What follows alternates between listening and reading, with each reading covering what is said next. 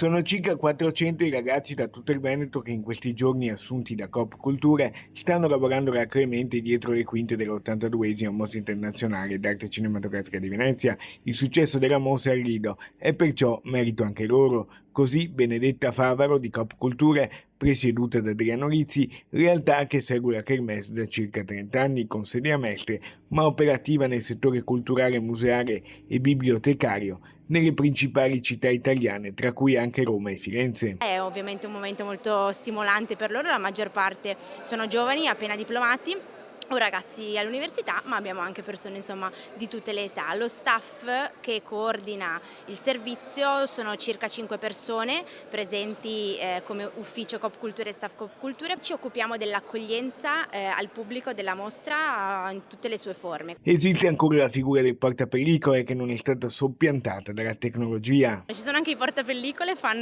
lo fanno questa attività, tra l'altro è un servizio che gestiamo tra Biennale e il Comune di Venezia. Parlano i ragazzi tra sogni, fatica e incontri memorabili di questi giorni. Aveva appena vinto la Coppa Volpi come miglior attore Willem Dafoe e l'ho trovato in una saletta, aveva appena ritirato il premio e mi sono avvicinata, ho fatto una foto con lui, quindi questo è un bel ricordo. Ho sempre visto il Lido trasformarsi, diventare una grande metropoli e mi ha sempre emozionata a far parte di questo ambiente. È diciamo, una passione parallela, perché io faccio una cosa più scientifica, però nella vita diciamo, è bello anche fare entrambe le cose.